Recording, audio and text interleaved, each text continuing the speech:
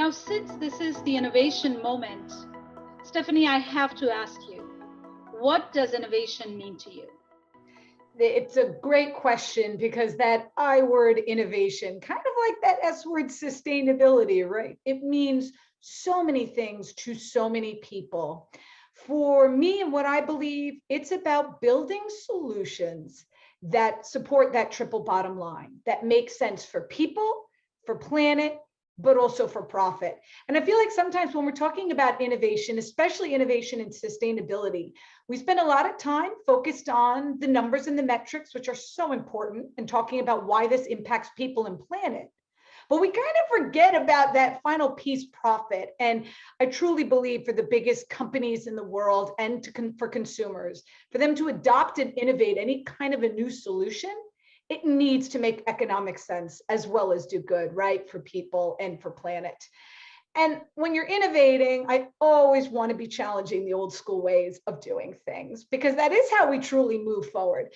When I looked at kind of supply chains and what was going on in the world, especially in the space of fashion and textiles, I saw a lot of companies operating their businesses the way my great grandfather did in 1896, right? With good old pen and paper, or maybe if they were a little bit better, they were using Excel spreadsheets.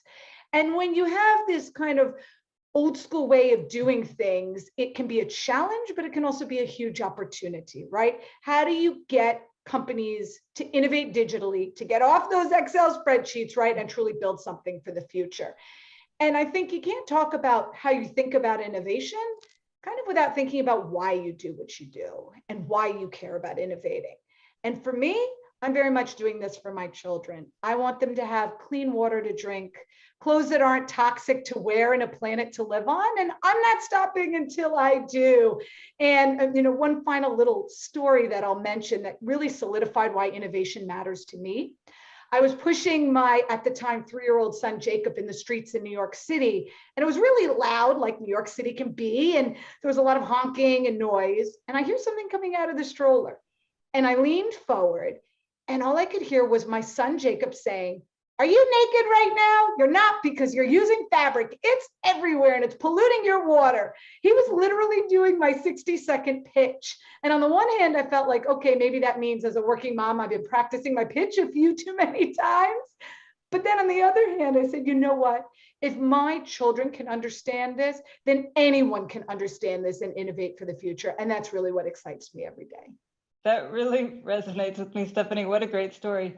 I have to confess that I got into sustainability also for personal child-oriented reasons. It was back in the Bay Area right around the year 2007, and I called my friend who ran this thing called Net Impact, and she said, "Well, here's some products to buy, here's some products not to buy, but I have a bigger idea for you. Why don't you join the Net Impact Green Challenge," which was a corporate competition to see how far green teams could move their company's sustainability agenda forward in 3 months. And when Accenture won first prize in that competition, I was able to find some new jobs for myself in the company because we started to get inbound contacts from clients. How is Accenture greening itself in North America, and what can we do? And that turned into, fast forward many years later, 15 years later, into where I am today. So that really resonates. Think about the kids. That's great, Lisa, but then why is sustainability important now? What's the urgency? What's the burning platform now around this, Lisa? Yeah, it's a great question. So we are 1 year into what the UN calls the decade to deliver. We have 9 years left.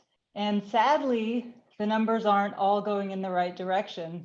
And the experience that we've had with COVID has also kind of put a whole new shock into the system, essentially. It's accelerated massively certain things like the adoption of digital technologies so much faster. It warp speed so much faster than was ever predicted before, but it's also wrought many inequalities and kind of opened our eyes to so many inequalities. And COVID has also it asks every one of us to think about our purpose.